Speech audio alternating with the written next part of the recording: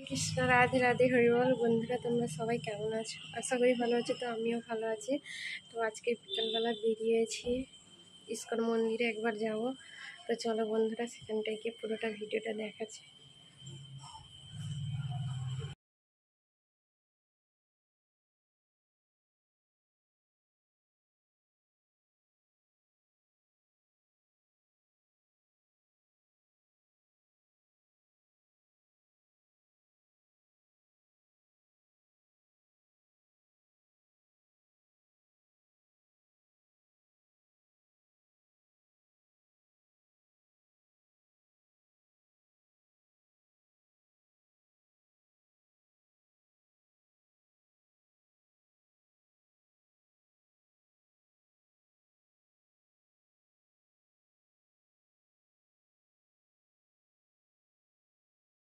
তো বন্ধুরা ভগবানকে তোমরা তো পুরোটাই দর্শন করলে, তোমাদের কেমন লেগেছে প্লিজ তোমরা সবাই বলো।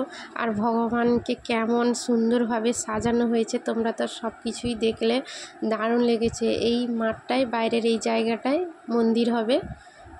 তো এখানটায় বর্তমানে এমনি একটা ছোট ঘরে আছে। তো দেখো এখানটায় সাইনবোর্ডে একটা নির্দেশাবলী দেওয়া আছে। তো এই জায়গাটায় সমস্ত ভক্তরা এসে বসেন। আর এইটা হচ্ছে কদম ফুলের গাছ।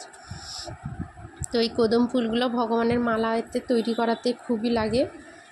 তো এখানে একজন প্রভুজি আছেন। তো আমার এখানে স্বামীও রয়েছেন, ও বাইক নিয়ে দাঁড়িয়েছে, যেতে হবে।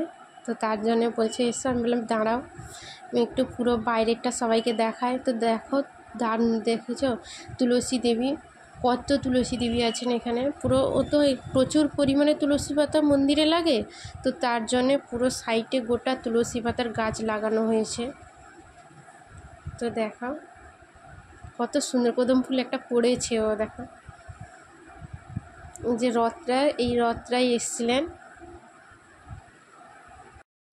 তো বন্ধুরা এখন বাড়ি চলে এসেছি আমি।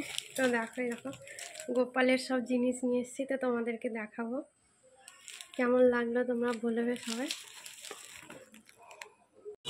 বন্ধুরা দেখো আমি যে নিয়ে এসেছিলাম, তো কী কী নিয়ে এসেছি বসে ভগবানের জন্য তোমাদেরকে দেখাতে। চলো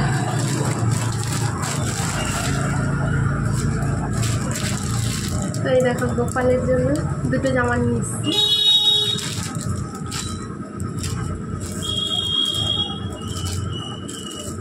লক্ষ্মী দেবীর জন্য এই কাপড়টা, আর গণেশ ঠাকুরের জন্য এইটা।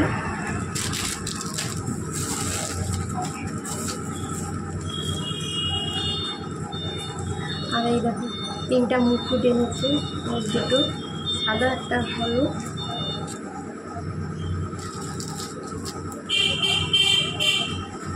আর একটা এটা অরেঞ্জ কালারের, তিনটা। তো আমার 6 নম্বর সাইজের মুকুটটা লাগে, তো এই জন্য একটু বড় এটা এনেছি।